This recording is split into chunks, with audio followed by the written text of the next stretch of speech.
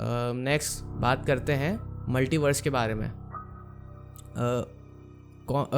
Interestingly multiverse के ऊपर भी मैंने एक वीडियो बनाई है जिसमें गर्भोदक साई विष्णु भगवान का मेंशंस है। तो वो कंसेप्ट मुझे पता है और मेरे व्यूअर्स जो मुझे देखते हैं उनको भी वो कंसेप्ट पता होगा।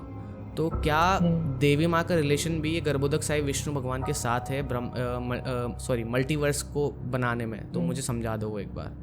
तो एक्चुअली जो देवी भागवत पुराण है उसमें बहुत ही इंटरेस्टिंग स्टोरी आती है कि जब वर्ल्ड क्रिएट हो रहा था तो वो जो गर्भोदक समुद्र है वही बस था, मतलब पूरी सृष्टि जलमग्न थी। तो उसमें एक बच्चा था जिसको हम बाल मुकुंद कहते हैं। मुकुंद मतलब भगवान विष्णु।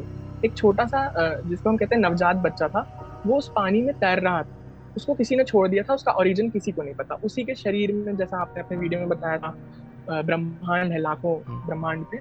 अब देवी ने एक वट वृक्ष को आई थिंक बेनियन ट्री बोलते हैं इंग्लिश में, तो बेनियन ट्री के ही लीफ के रूप में उस बच्चे को संभाल लिया।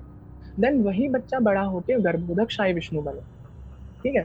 एंड यहाँ पे हमने वाली मल्टीवर्स, मतलब उन विष्णु का भी ओरिजिन ऐसा शाक्तिज्म में माना जाता है कि वो देवी से है।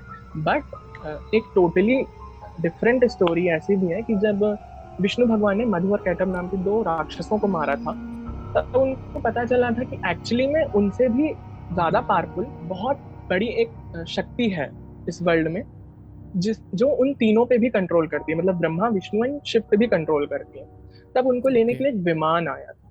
ठीक है। अब विमान आया था, इस चीज को मैं थोड़ा सा एलेबरेट करना चाहूंगा, क्योंकि वो विमान वैसा नहीं था जैसा हम टीवीज में देखते हैं कि एक छोटी सी सीट लगी रहती है और उड़ता है। नहीं, उसमें प्रॉपर कंपार्टमेंट्स थे, उसमें बहुत से रूम्स थे, उसमें बहुत सी सीढ़ियां भी थी और उसमें छत भी थी अलग से। तो ये बहुत ही डिफरेंट, मैंने जब इस चीज को सोचा तो मतलब मैं इस चीज को पढ़ रहा था तब मुझे कहीं ना कहीं एक एरोप्लेन जैसी कोई इमेज बन रही थी। ऑफ कोर्स वो बननी ऑब्वियसली उस टाइम पे तो, हाँ, उस टाइम पे एरोप्लेन तो नहीं होगा, but may be something like that. तो उससे वो लोग जाते हैं तो उनको अमृत से भरे हुए समुद्र के बीच में एक नगरी दिखती है और उस नगरी को लाखों इंद्र गार्ड कर रहे थे, लाखों अग्नि सूर्य, मतलब जितने भी दिक्पाल होते हैं, मतलब जिनको हम गार्डियन ऑफ डायरेक्शंस कहते हैं, वो गाइड कर रहे हैं। बट अब इन देवताओं ने तो एक ही इंद्र, एक ही वरुण अग्नि को देखा है, तो इनको ये आश्चर्य लगने लगता है। फिर जब वो उस जगह पहुंचते हैं तब वो देखते हैं कि लाखों ब्रह्मा, लाखों विष्णु और लाखों शिव उस नगर की ओर बढ़ते जा रहे हैं, मतलब वहाँ पे जो महल है उसके अंदर जाते जा रहे हैं। और जब ये तीनों देवता उस नगर के अंदर पहुंचते हैं तो एक बहुत इंटरेस्टिंग चीज होती है कि वो तीनों देवता औरत बन जाते हैं, मतलब वो तीनों स्त्री हो जाते हैं। तो ये चीजें देख के उनको इतना आश्चर्य होता है और जब वो अंदर जाते हैं तो उनको लाखों ब्रह्मा विष्णु इंद्र वरुण सबसे पूजा लेती हुई देवी दिखती है। और जब ब्रह्मा जी उनके पास जाके देखते हैं तो उनके पैरों के नाखून, मतलब वो देवी बहुत जाइंट होती है, बहुत जाइंट। तो समझ सकते हैं जो ब्रह्मा जी हैं वो भी उनके पैर के नाखून के बराबर रहते हैं, अंगूठे के बराबर रहते हैं। और ब्रह्मा विष्णु और शिव उस अंगूठे में अपना यूनिवर्स देखते हैं कि एक्चुअली में वो किस यूनिवर्स से बिलोंग करते हैं। और ऐसा भी माना जाता है कि उसी को देख के ब्रह्मा जी इंस्पायर हुए थे कि कैसे उनको ब्रह्मांड को क्रिएट करना है। तो उस टाइम पे उनको रियलाइज होता है कि एक्चुअली में इस दुनिया में बहुत सारे रेल्म्स हैं, उन रेल्म्स में भी अलग अलग डायमेंशंस और मल्टीवर्स। समझ गया। मतलब ये जो ब्रह्मा जी हैं और ये सब चीज़ें जैसे इंद्र भगवान है, ये सब एक पोस्ट है और there are many more multiverse, there are many more universes in this whole thing. मतलब मैं समझ नहीं पा रहा हूँ क्या बोलूँ उसको। एक और एक स्टोरी है, जैसे हम थैनोस देख चुके हैं मार्वल में, तो एक असुर था जिसका नाम था, अच्छा you should watch it, okay अच्छी मूवी है।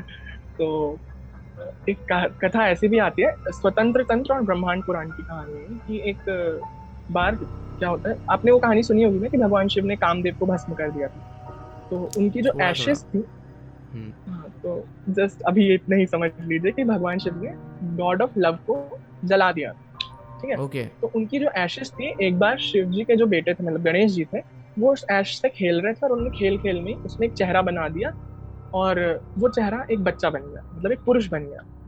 तो ओके बाद में वो शिव जी के अंडर रहने लगा। बट उसने फिर इतनी तपस्या की शिव जी की, उसने आई थिंक 2-3 युग लगातार तपस्या की थी। तो शिव जी ने उसको प्रसन्न होकर ये वरदान दे दिया था कि वो कई कई यूनिवर्स का राजा बन जाए। ओके कोई भी उसको हराने में वो नहीं होगा, काबिल नहीं होगा। और कुछ टाइम पीरियड भी बताया था, इतने करोड़ लाख साल तुम राज करोगे। तब ओके क्या होता है कि हमने अभी तक जितने भी राक्षसों के बारे में सुना है वो सबको जीत जाते हैं, वरुण, अग्नि, इंद्र, बाद में किसी ईश्वर आके उसका वध करते हैं। बट ये राक्षस इतनी हद तक बढ़ गया था कि इसने टोटल 100 यूनिवर्स को जीत लिया था। मतलब सिर्फ हमारे ओके यूनिवर्स को नहीं, 100 यूनिवर्स जीत लिया था इसने। और वो कैलाश पे भी गया था शिव जी को जीतने के लिए, पर पार्वती जी ने उसे बेलन फेंक के भगा दिया था।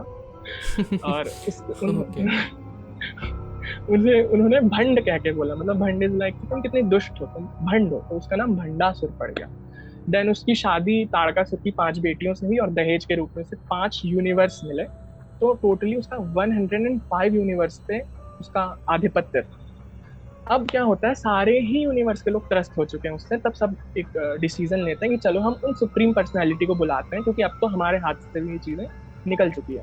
105 यूनिवर्स के ब्रह्मा विष्णु महेश भी उस चीज को नहीं संभाल पा रहे थे। तो सभी ने एक यज्ञ किया, आई थिंक 10 योजन का यज्ञ कुंड बना के उसमें यज्ञ किया। और उसमें पूरे 105 ब्रह्मा, 105 विष्णु, 105 शिव, जितने भी देवी देवता हैं, वसु, गंधर्व, सब थे। और फिर उन्होंने मिलके एक एनर्जी क्रिएट की जो है देवी ललिता है, जिनको हम त्रिपुर सुंदरी कहते हैं। Okay then she goes and fight with. तो ये पूरा मल्टीवर्स का कॉन्सेप्ट है। और ओके ये तो काफी एक्चुअली इंटरेस्टिंग स्टोरी। मतलब जिन जिन यूनिवर्स पे भांडासुर ने कब्जा मतलब कर लिया था, उन सब यूनिवर्सेस के तीनों त्रिदेव मतलब भगवान विष्णु, शिव और ब्रह्मा जी ने एक वो ब्रह्मा। किया। ओके, और उन सब जी। ने साथ में करके एक शक्ति को प्रकट किया, और उन शक्ति ने फिर इसका वध किया। वध किया। That's interesting.